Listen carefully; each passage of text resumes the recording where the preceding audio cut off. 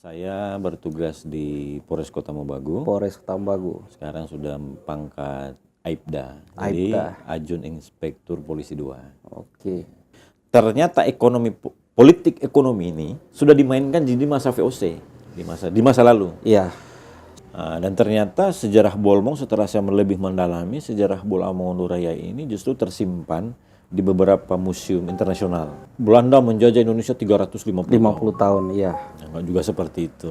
Oh, begitu. Nah, juga seperti itu. Jadi ada kemudian koloni kongsi dagang besar, sebuah Iya. perusahaan swasta internasional yang bernama VOC, dan bukan cuma VOC nih, ada banyak di seluruh dunia. VOC yang kemudian kantor pusatnya di Amsterdam, kemudian ada Fitch dari Prancis, kemudian Itch dari Inggris. Iya. Ini dulu perusahaan-perusahaan swasta. Iya.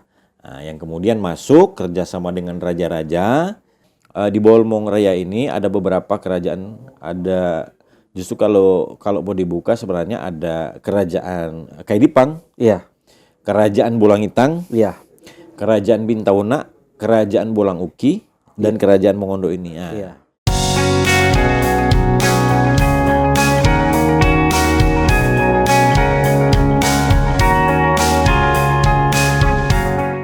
Bismillahirrahmanirrahim. Assalamualaikum warahmatullahi wabarakatuh. Waalaikumsalam. Kembali bersama saya Anugrah Begi Gobel, ABG dalam Satu Meja.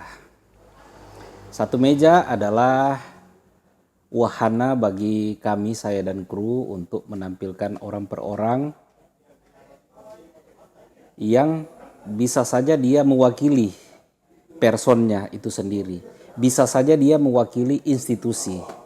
Nah, sejauh ini Satu Meja memang baru menampilkan person to person yang bisa memberikan sebuah teladan, sebuah motivasi atas apa-apa yang mereka capai. Jadi ada anak-anak muda, ada tokoh-tokoh politik, ada atlet, ada mantan atlet. Namun juga tidak tertutup kemungkinan di masa-masa depan ada orang yang nanti akan mewakili institusi. Mewakili institusi itu bisa saja dia kepala dinas, bisa saja dia kepala daerah, bisa saja dia gubernur dan sebagainya.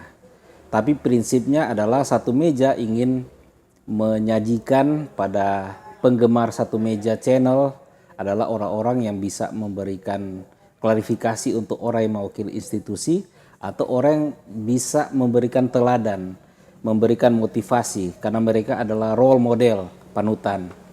Nah, kali ini Satu Meja menghadirkan seorang narasumber yang bagi kami itu hal yang luar biasa, Bung Sumitro Tegela. Nah, seperti apa beliau nanti akan kita lanjutkan dalam percakapan nanti, tapi sebelum memulai saya ingin mengajak pada penikmat Satu Meja jangan lupa untuk like, share, dan subscribe. Jadi selamat datang, Assalamualaikum Bung Sumitro. Waalaikumsalam. Selamat datang di Satu Meja Dega Niondon.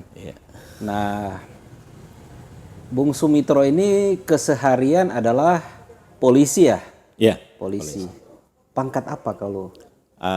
Sekarang saya bertugas di Polres Kota Mobagu. Polres Tambagu. Sekarang sudah pangkat Aibda. Jadi Ajun Inspektur Polisi 2. Oke. Dinas sudah berapa lama? Kalau dinas kita udah masuk sekitar 21 tahun. Wow, lumayan juga. Nah, Bung Sumitro, sosok Anda itu menarik bagi kami Satu Meja karena selain sebagai polisi juga ada passion kayaknya, ada bidang lain yang juga Anda tekuni hampir sama dedikasinya hampir sama. Nah, biasanya polisi itu yang kami pantau sehari-hari itu aktivitas ekstra kepolisian itu dia mungkin di atlet, dia mungkin di pelatih cabang olahraga juga, mungkin juga di security ekstra. Tapi Anda ini sepertinya ada passion yang suka menulis, menyajikan artikel konten tentang sejarah, tentang kebudayaan. Anda ini polisi yang hobi sejarah kebudayaan atau sejarawan budayawan yang hobi polisi? Mungkin boleh dipaparkan singkat. Ya, apa yang membuat seorang Sumitro kemudian menjadi begitu tekun untuk menyajikan artikel-artikel, konten-konten tentang hal-hal yang berkenaan dengan hal-hal yang krusial, yang penting, tapi masih banyak dinafikan orang, sejarah, budaya dan sebagainya. Mungkin boleh cerita?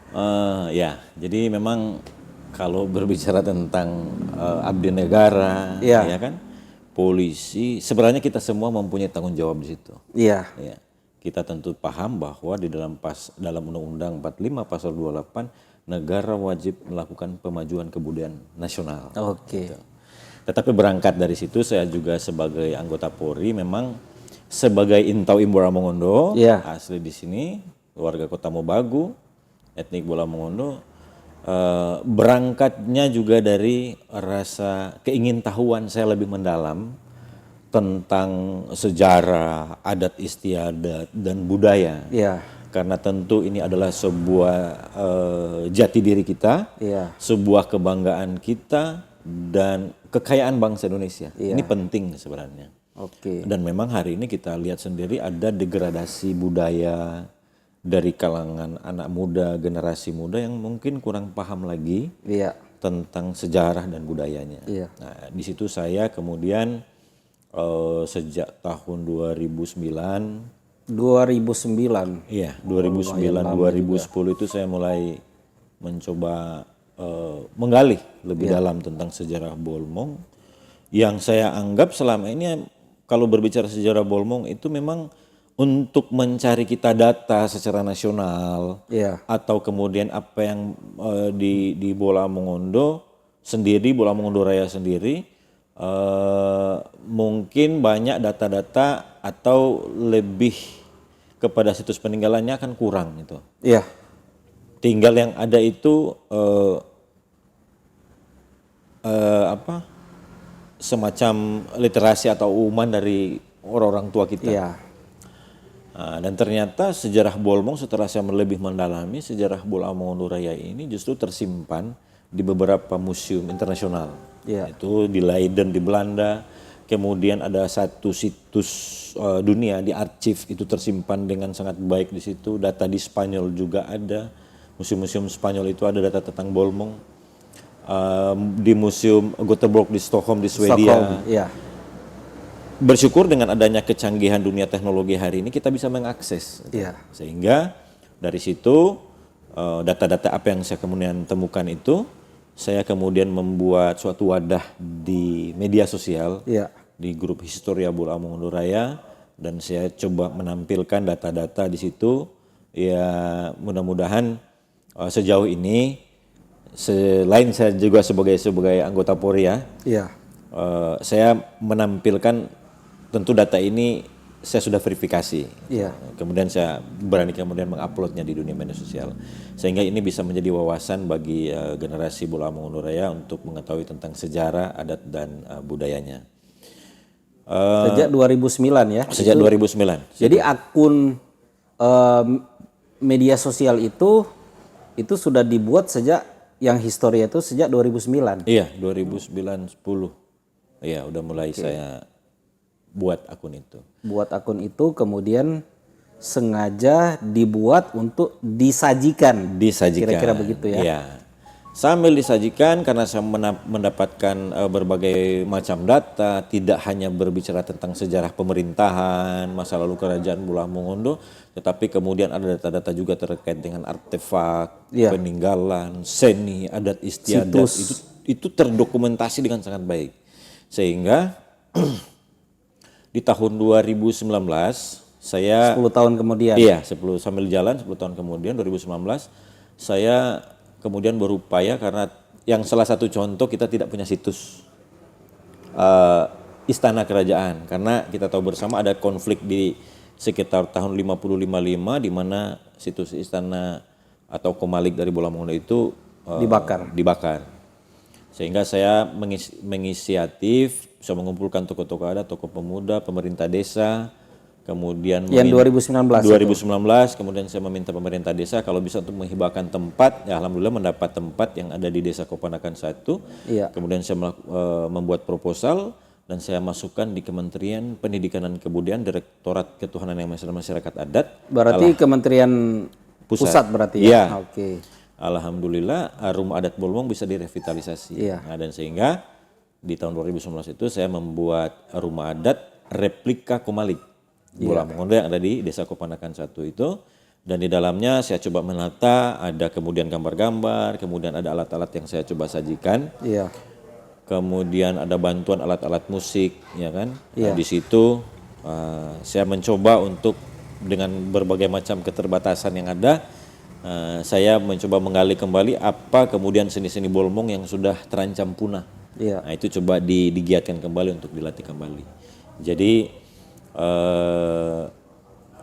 itu upaya-upaya yang kemudian saya lakukan dan alhamdulillah setelah bangunan itu selesai dibuat, banyak dari mahasiswa-mahasiswa yang kemudian datang ke Bolmong melakukan penelitian, tempat itu bisa menjadi salah satu referensi. Mahasiswa Indonesia. Kalau nggak salah ada juga turis kalau nggak salah. Ya, Turis selain mancanegara. Iya, selain dari mahasiswa, ada yang S1, penelitian S1 bahkan S2. Iya. Melakukan penelitian, ya alhamdulillah kita bisa menyajikan data-data tentang sejarah. Ada juga kunjungan, jadi kunjungan dari Rusia, kunjungan kemudian dari Argentina ada. Sehingga ya tidak menjadi satu wadah untuk belajar tentang sejarah adat istiadat Bolmong. Tapi alhamdulillah tempat itu juga menjadi satu destinasi wisata yang ada di kota-kota Mobagu. Iya. Nah artinya tadi Bung Sumitro sudah menyampaikan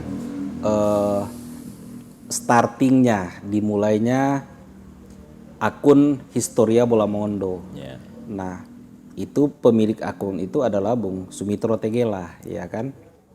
Tapi kan ada titik tolaknya.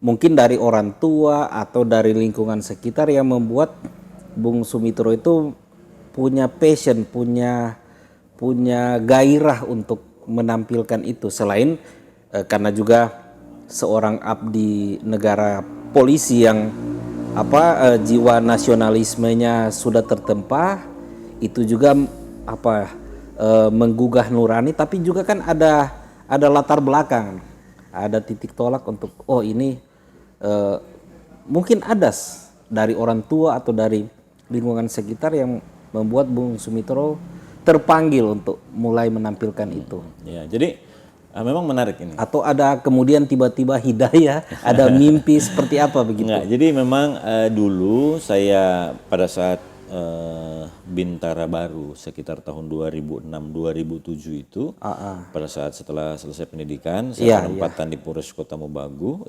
Polres Bolmong waktu itu. Polres Bolmong, saya kemudian dipercayakan waktu itu oleh mantan Bupati Bolmong, Bunda Haja Marlina Muasiaan, itu jadi ajudan di ring beliau. Tapi kemudian pada saat itu saya mendapat perintah untuk jagain ibunya. Iya. Nah, ternyata ibunda dari Marlina Muasiaan ini, Bu Hanum Sugeha, ternyata orang tua yang kemudian banyak tahu tentang sejarah. Jadi kira-kira itu ya. Iya. Itu.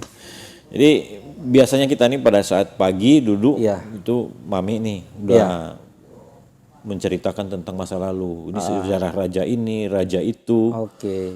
Kemudian dulu dia menyatakan itu Komalik di Kota Bangun di sini menghadapnya ke arah sini. Jadi saya paham.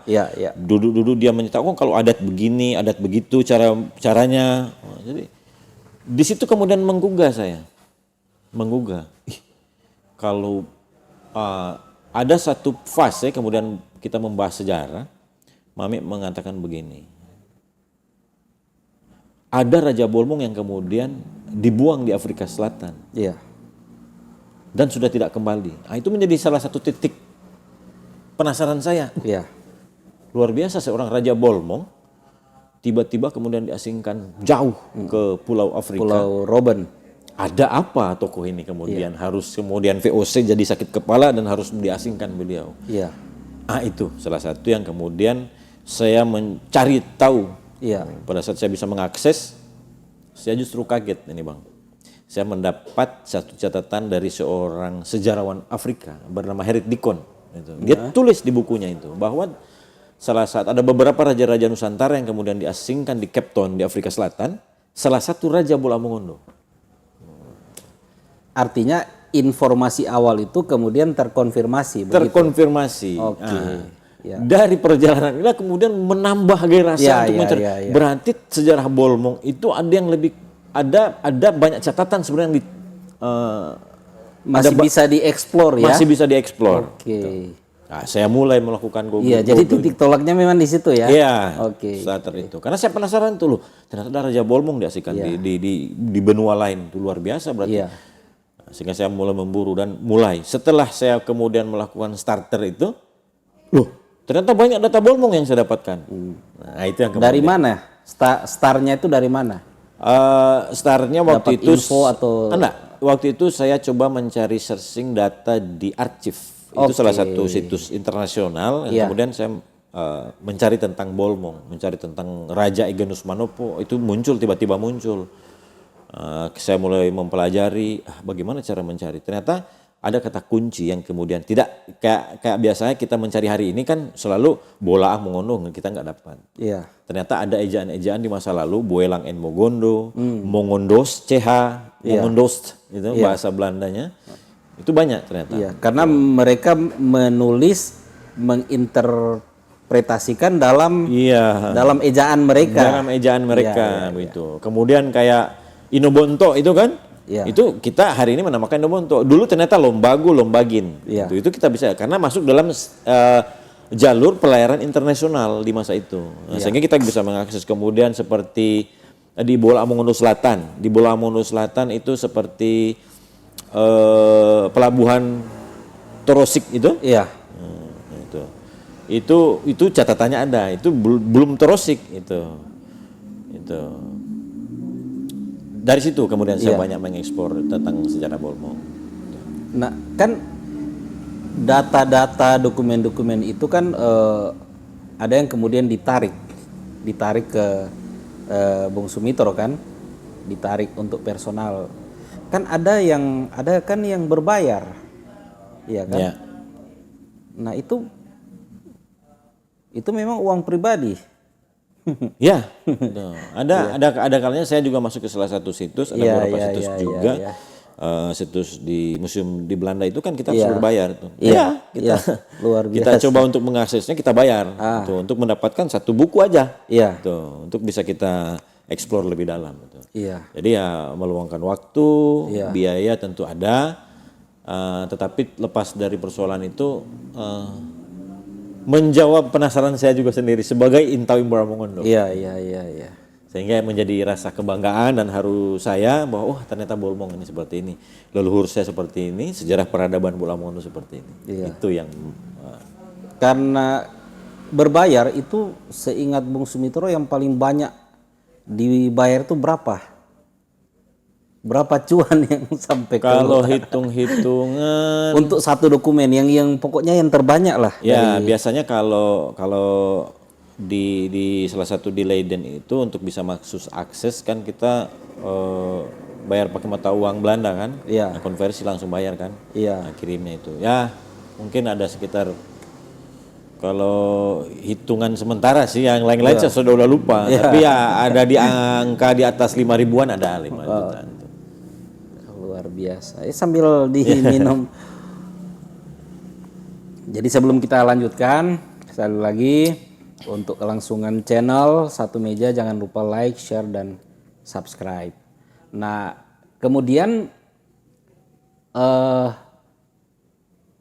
konten-konten atau isi narasi yang disajikan oleh Historia Bola Mongondo Raya itu yang terutama diinginkan Bung Sumitro itu apa? Apa sejarahnya, apa kebudayaannya? Karena menurut kami ya bisa aja salah. Menurut kami kontennya itu tidak fokus. Jadi kan ada fokus ke soal sosial kemasyarakatan, ada fokus karena kan seamatan kami itu ada juga disajikan peta tambang. Nanti tambang sebentar akan dibahas. Nah, yang diinginkan oleh Bung Sumiter itu apa? Yang penting semua naskah yang berkaitan dengan Bola Mongondo itu disajikan atau seperti apa? Apa yang pesan apa yang paling ingin disampaikan? Saya lebih fokus kepada setiap data yang saya dapatkan, Iya. saya sajikan. Oke. Tapi kemudian ada clue-clue yang saya akan buat di situ, Iya. sehingga saya bisa memetakan inilah posisi Bolmong. Gitu. Jadi saya fokus dengan data dan kemudian dari data setelah saya pelajari, kemudian saya menyampaikan lagi bahwa ini loh posisi kerajaan Bolmong, pemerintahannya seperti apa, situasi politiknya bagaimana, teritorialnya di mana, hubungan dengan pihak Belanda seperti apa. Itu yang saya coba ingin menampilkan sehingga ini bisa menjadi edukasi dari masyarakat, khususnya Bolmong Raya dan umumnya Indonesia, bahwa salah satu contoh kan selama ini ya Bung Megi, kalau di dalam narasi yang selama ini kita dapatkan, Belanda menjajah Indonesia 350 tahun, iya. Enggak juga seperti itu.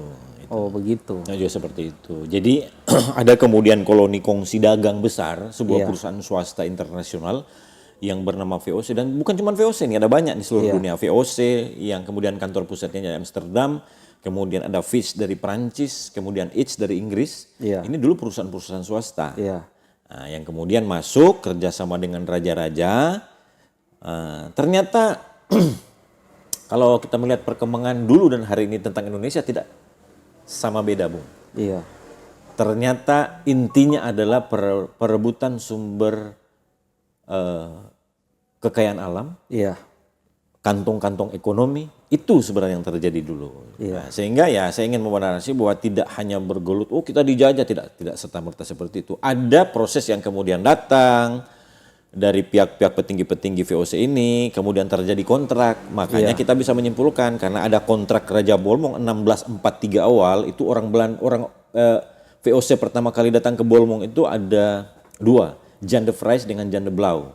Itu atas persetujuan dari Datu Lolodak Mokoago. Nah, ini kan menarik. Yang perdana ini. Perdana. VOC datang ke Bolmong. Ya. Dan justru di situ dia mengelola tambang ternyata. Mengelola tambang emas. Itu Jan de Vries dengan Jan de Blauw ini datang mengelola tambang. Itu atas persetujuan dari Datu Lolodak Mokoago. Ini yang menarik. Selama ini kita di Bolmong kan banyak disuguhi, toh raja-raja Bolmong, ya kan masih lebih banyak kepada tutur lisan sehingga ada pergeseran yang sebenarnya ini justru fakta berubah seakan-akan sudah menjadi mistik. Ya ingin saya mengatakan itu. Padahal peradaban di 1600 tidak beda aja dengan peradaban kita hari ini. Mereka sudah ada baca tulis, kemudian mereka ada administrasi dokumen, surat menyurat, bla bla dan lain sebagainya. Nah, ini yang kita ingin. Sehingga tokoh Bolmong Datuk Lolodak Mokoago itu dia bisa berhubungan dengan Kesultanan Kudarat dari Manila, dia bisa berhubungan dengan Sultan Tidore, dia bisa berhubungan Sultan Ternate, dia bahkan punya wakil sekretaris dari VOC yang kemudian mengirimkan surat ke Batavia. Itu kan luar biasa ini. Ini membuka wawasan yang selama ini di Bolmong seakan membawa narasi Datuk Lolodak Mokoago karena mistik, terus terbuka secara fakta. Ini yang saya lebih. Kemudian raja-raja Bolmong, sehingga harusnya ya kita sebagai orang Bolmong itu mampu mengangkat peradaban kita secara fakta. Itu yang paling urgent menurut saya hari ini. Tidak dengan harus memperbanyak literasi. Dengan memperbanyak literasi. Gitu. Nah, dari catatan ini sangat membuka wawasan saya, luar biasa. Posisi bagaimana hubungan VOC dengan Bola Mongondo, ada masa-masa naik turunnya, ada perselisihan antara petinggi VOC dan raja-raja Bolmong yang sampai saya nyatakan tadi bahwa ada 3 raja Bolmong ternyata diasingkan di Afrika Selatan. Ini ternyata persoalan ekonomi yang kemudian menjadi penyebab sehingga raja-raja ini diasingkan. Gitu. Ya, apa bedanya dengan dunia modern hari kita hari ini? perebutan sumber daya alam dan lain sebagainya. Ternyata sudah terjadi ratusan tahun lalu proses ini. Itu yang saya ingin ambil lebih dalam sebenarnya dari persoalan-persoalan ini. Iya. Tadi menarik yang disampaikan bahwa begitu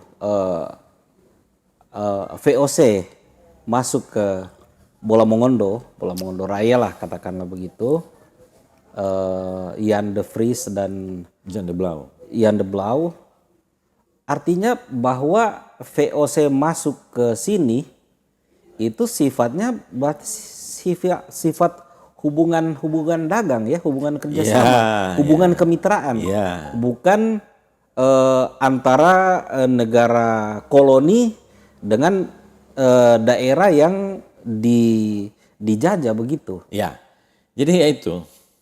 Kemudian dasarnya apa? Dasarnya apa dari literasi? Dasar literasi itu bahwa ternyata sebelum mereka datang, sebelum mereka melakukan hubungan, setelah ini disepakati mereka mengikat bersama dengan kontrak. Oke, ada kontrak. Makanya di situ ada kontrak. Kontrak itu bisa dibuka? Iya, bisa. Oke, bisa ya. Ya, jadi di VOC itu mereka ada VOC, ada 12 Decamer, di ada historia ada enggak? Ada ya. Ada Okay. Ternyata di VOC ini sebagai sebuah perusahaan besar, mereka ada 12 kamar saham dagang. Iya. Bolmong ada di kamar ke-12. Nah, kita bisa mengaksesnya di 12 Decamer ini. Tuh. Di Karena kamar di Nusantara itu ada 1, 2, 3 sampai 12. Itu kita bisa mengaksesnya di 12 ini. Nah, itu arsip kita bisa temukan di situ. Ini menjadi luar biasa bahwa itu hubungan yang kemudian dilakukan oleh pihak VOC dengan Bolmong itu dilakukan justru dengan cara-cara yang berdasar, ya kan? Ada kekuatan hukum yang kemudian mereka bangun itu. Tapi lagi-lagi apa yang kemudian kita bisa tarik kesimpulan di situ bahwa karena kayanya Nusantara ini tidak terjadi hanya di Bolmong, ini terjadi seluruh wilayah Indonesia, seluruh Nusantara. VOC pada saat datang dia melihat ada kelimpahan sumber daya alam, ya kan, emas, cengkeh, pala, lain-lain itu komoditas andalan dunia. Dia datang, dia beli dengan murah, ya kan? Iya. Kemudian dia pasarkan ke dunia internasional sehingga perusahaan ini menjadi satu-satunya perusahaan raksasa terkaya dunia di abad ke-16 dan ke-17. Iya. Proses dagang internasional ini yang kemudian pada akhirnya kembali menyeret pegawai-pegawainya. Pada akhirnya pegawai-pegawainya banyak yang kemudian pegawai VOC. Iya, melakukan korupsi, ya kan?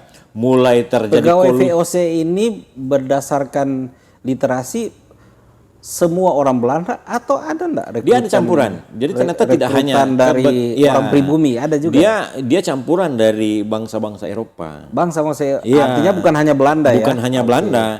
Kebetulan kalau kantornya VOC itu kan di Amsterdam. Iya, berarti di Belanda. Iya, kantor pusatnya. Tapi pegawai-pegawainya banyak dari belahan Eropa lainnya banyak. Tapi dari Indonesia ada juga di masa itu ya ada sedikit di masa-masa itu juga ada pegawai-pegawai yang kemudian mereka rekrut untuk masuk ke dalam perusahaan ini. Iya.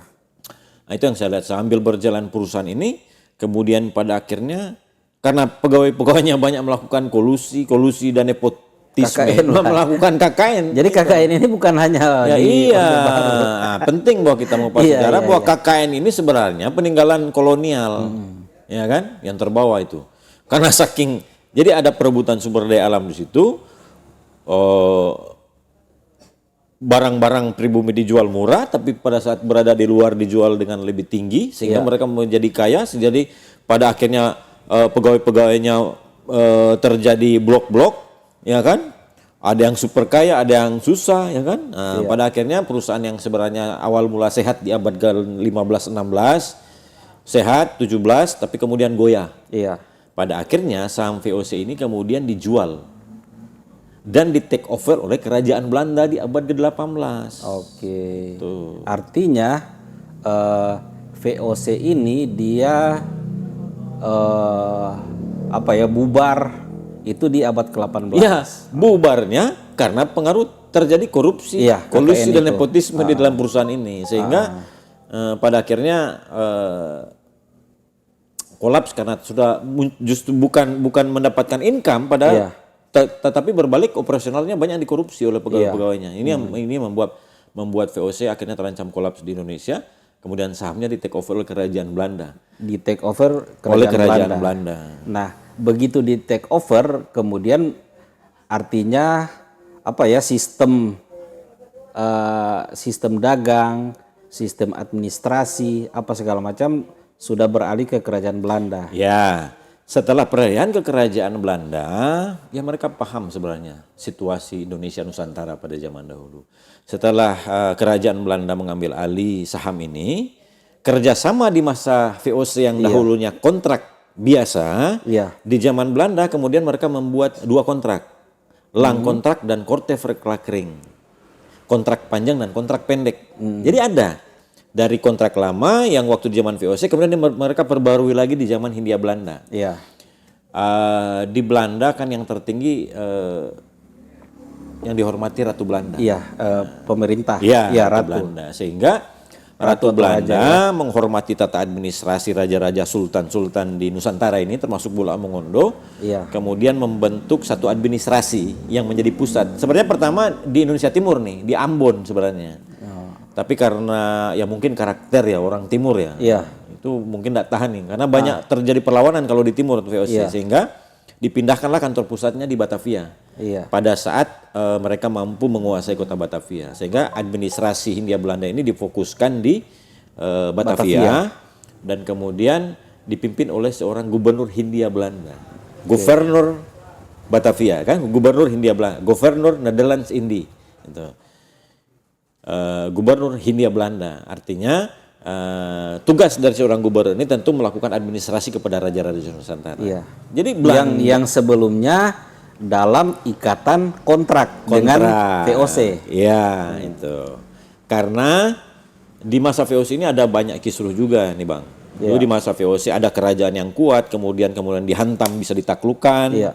Statusnya kemudian mereka ambil alih sepenuhnya. Ada yang kemudian kerajaan yang tidak bisa ditaklukkan, sultan yang tidak bisa ditaklukkan, itu. Sehingga perlu untuk direvisi kembali kontrak-kontrak ini. Makanya ada lang kontrak dan korte verklaring yang kemudian mereka buat di masa itu. Salah satu contoh begini, Bang, kayak Bolmong kan? Iya. Statusnya adalah swapraja. Iya. Seluruh di Indonesia itu wilayah yang statusnya swapraja adalah wilayah yang berdikari, mandiri, artinya secara hukum tata internasional Hindia Belanda di masa itu mereka mengakui bahwa swapraja ini adalah suatu wilayah yang berdaulat, mandiri, yang kemudian pada saat kami datang ya memang the kingdom itu udah ada. Iya. Sistem kerajaan itu sudah berjalan itu, sehingga mereka menghormati dan melakukan kontrak dengan raja-raja ini. Makanya dengan Bolmong statusnya itu tadi kerajaan yang kemudian diakui oleh Hindia Belanda sebagai sebuah negara berdaulat itu. Iya. Berarti ada 4 negara di Bolmong Raya. Ya, ya. Perjalanannya memang di Bolmong Raya ini ada beberapa kerajaan, ada justru kalau mau dibuka sebenarnya ada kerajaan Kaidipang, Iya. kerajaan Bulangitang, Iya. kerajaan Bintauna, kerajaan Bolang Uki, dan kerajaan Mongondo ini. Nah, ada proses perjalanan yang sejarah ini, kemudian bagaimana mereka membentuk menjadi satu gabungan kerajaan Bolang Mongondo itu. Iya. Memang penggabungan ini nanti muncul di abad ke-19. Tapi lepas dari persoalan penggabungan ini, Sudah di Hindia Belanda. ya Sudah dari tidak lagi VOC kan? enggak lagi di VOC. Memang ada latar belakang yang kemudian terjadi penyatuan kerajaan-kerajaan Nusantara. Karena banyak, bukan hanya terjadi di Bolmong. Di Jogja aja, di Yogyakarta sendiri aja, di situ kan pergabungan antara 2 kesultanan. Kesultanan Yogyakarta dan Pakualaman digabung menjadi Swapraja Yogyakarta. Kalau di Bolmong penggabungan dari antara Kaidipang dan Bolang Uki itu digabung juga di abad ke-19 menjadi Kaidipang besar. Bolang Itang. Ya, Kaidipang dan Bolang Itang. Digabung menjadi 2 kerajaan, menjadi kerajaan Kaidipang besar. Iya. Kemudian penggabungan lagi dari Kaidipang besar, kerajaan Bintauna, Bolang Uki dan Mongondo menggabung menjadi satu, menjadi kerajaan Federasi Serikat atau Federasi Statut Bolaang Mongondo. Iya. Jadi berbicara Bolmong udah final, Bang. Udah final dilakukan oleh leluhur kita raja-raja di masa lalu. Sejak abad 19. 19. Gitu. Lepas dari itu, secara tidak langsung ada hubungan genealogi antara para bangsawan-bangsawan raja-raja. Gitu. Sehingga agak mudah lah, lebih soft untuk membangun penyatuan ini. Artinya mestinya narasi provinsi Bolmong Raya kalau ditarik ke sini itu memang sebetulnya bukan hal yang baru ya, karena sudah ada di abad 19. Selesai, ya. Tapi yang menarik bagi kami, pasca VOC itu apakah bisa disebut berdasarkan literasi yang ada, dokumen yang ada, apakah itu bisa disebut bahwa disitulah era penjajahan atau belum? Memang menarik gitu. Jadi kenapa kemudian pada akhirnya ya, saya ingin menarik satu kesimpulan dari perjalanan sejarah. Iya. Saya ingin membangun semua cinta tentang Indonesia. Tapi marilah kesempatan dalam podcast ini saya ingin menggugah Iya. siapapun petinggi di negeri ini. Bangsa ini luar biasa, kita telah menyatu menjadi bangsa Indonesia. Jadikanlah bangsa Indonesia sebagai rumah kita bersama. Bagaimana kemudian membangun tata sistem administrasi yang baik, hilangkan korupsi, kolusi dan nepotisme. Karena negara ini negara kaya. Iya. Ya kan? Kita lihat VOC Belanda menganggap mereka akan selama-lamanya di bumi Nusantara. Pada akhirnya mereka pulang karena ada kesalahan tata administrasi dalam pengelolaannya. Itu yang harus kita bawa, bahwa justru di dalam perjalanan sejarah bernegara ini, melihat histori perjalanan Indonesia, pihak pemerintah Hindia Belanda, kemudian raja-raja Nusantara, kita menyinggung tadi ada persoalan-persoalan yang muncul itu, kalau sistem tata administrasi dan pelayanannya baik, kenapa Belanda harus pulang kampung, Bang? Iya. Ya kan? Logiknya begitu. Logiknya begitu. Saya takut justru ada narasi yang kemudian para petinggi kan Indonesia terancam bubar. Saya takut mendengar narasi itu. Padahal kita sudah membentuk suatu konsep bernegara yang luar biasa. Ini luar biasa, Bang. Indonesia ini bahkan lebih luas dari benua Eropa. Ya kan? Satu kekayaan Nusantara itu apa yang tidak bisa ditanam dari Republik ini? Iya. Di atas tanah dan di bawah tanah semua kaya raya. Dan sudah dieksplorasi sejak ratusan tahun lalu, sampai hari ini juga belum habis-habis, Bang. Sehingga ya kita bisa menjadi negara kuat, kita bisa jadi negara kaya dari melihat analisis tentang perjalanan sejarah. Sehingga tadi saya ingin membawa narasi itu bahwa hilangkan ini. Kita menjadi satu Indonesia itu melalui tahapan yang sangat panjang, berdarah-darah, pengorbanan nyawa. Tapi setelah ini terjadi suatu konsep negara, kenapa kemudian pejabatnya harus melakukan korupsi? Iya.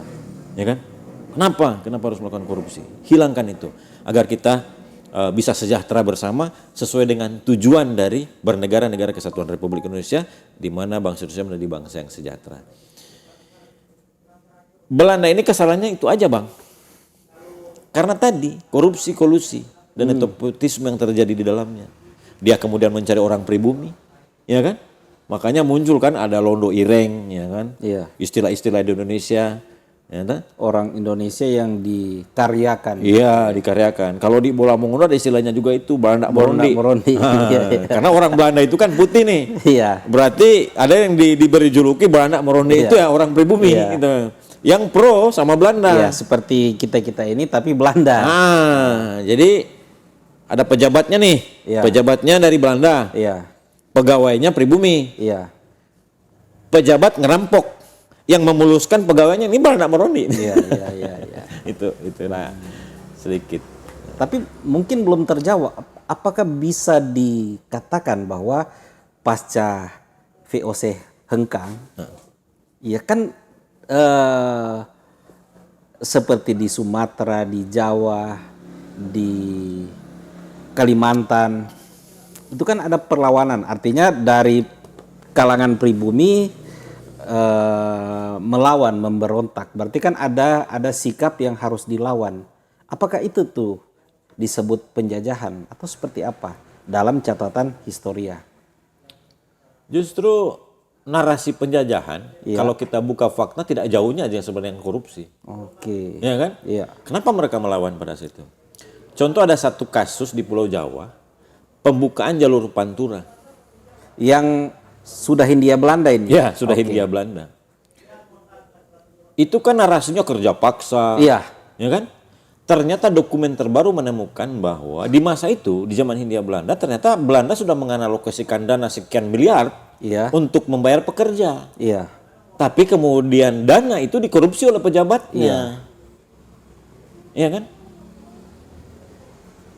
Ah itu yang kemudian Artinya mestinya mereka yang buruh-buruh yang bekerja dari Gilimanuk sampai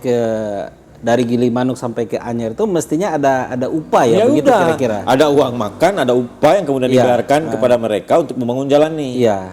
Pada akhirnya ada oknum yang kemudian Iya. mengambil dana upah ini. Iya, karena memang dari buku-buku sejarah waktu itu Ya. kita kan disuguhi oleh cerita-cerita bahwa luar biasa warga pribumi bekerja dengan makan seadanya. Ya pokoknya intinya ada penindasan lah. Mereka bekerja keras tapi tidak mendapatkan fooding yang layak apa segala macam. Iya. Padahal mestinya kalau menurut catatan historia ya, kalau itu benar mestinya mereka dapat dapat upah yang layak begitu. Iya. Oke. Sudah ada di masa itu sudah ada sistem upah yang layak sebenarnya. Karena ya contoh pegawai mereka kan orang-orang Eropa yang kemudian kerja di perusahaan. Iya. Mereka datang ke Nusantara jauh-jauh meninggalkan anak dan istri di kampung halamannya karena mereka mendapat gaji yang lumayan. Iya. Jadi sistem pembayaran upah ini sudah ada sejak zaman dahulu kala sudah ada. Tapi kemudian muncul perlawanan karena ada program-program tanam paksa, ya kan? Nah itu salah satu kesalahan Hindia Belanda, dipaksakan kerja paksa itu, upah yang tidak sesuai, sudah upah di bawah dikorupsi juga oleh pegawainya kan? Iya. Sehingga tidak sampai kepada pekerja. Ini kan pada akhirnya muncul rasa ingin merdeka dari penindasan. Iya. Pekerja-pekerja ini setelah mereka bekerja duduk dan meratapi hidupnya. Wah, aduh, saya sudah kerja siang dan malam, tapi ternyata saya dibodohi. Ya. Saya ingin melawan. Nah, sehingga muncul narasi bahwa ini penjajah nih. Nah, Mereka menjajah. Belum juga ada upaya secara referensif di mana sebenarnya polisi-polisi Belanda di masa itu atau tentara militernya kemudian dalam rangka memuluskan program ini kemudian melakukan upaya paksa. iya. Itu kan banyak di Pulau Jawa, pembukaan kebun tebu, pembukaan kebun teh, ya kan, untuk mengambil tanah, kemudian dipaksa dimasukkanlah kekuatan bersenjata, sehingga muncul perlawanan. Narasi yang berulang-ulang ini karena persoalan rasa ketidakadilan yang muncul, yang kemudian memunculkan konsep ingin merdeka. Iya. Merdeka kan tercetus dari kota Batavia, Iya. ya kan? Sebagai sentra. Ya. Jadi saya menarik ini setelah mempelajari. Sentra Nusantara. Sentra Nusantara. Kan sebelum muncul nama Indonesia, yang di Republik Indonesia ini kan namanya Nusantara kalau tidak salah. Dan memang begini Bang, di seluruh Nusantara itu, seluruh Indonesia itu, timbul wilayah-wilayah perlawanan itu, di mana wilayah yang kemudian wilayah itu tidak lagi mandiri. Tuh. Wilayah-wilayah itu tidak lagi mandiri. Jadi salah satu contoh seperti di Batavia, Jakarta hari ini. Ya. Karena memang penguasa Batavia, Jayakarta sudah ditaklukkan oleh Portugis, kemudian diambil alih oleh VOC, sehingga kota ini otomatis dikuasai penuh oleh kekuatan militer asing oleh VOC. Oke. Sehingga tidak ada satu pribumi pun yang memerintah di situ.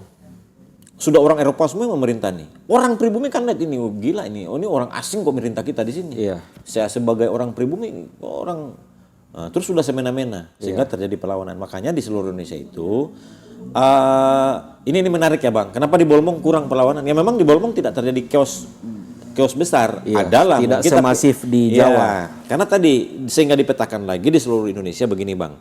Ada yang kemudian wilayah sudah diatur penuh oleh VOC atau Hindia Belanda, kemudian ada wilayah yang belum diatur penuh.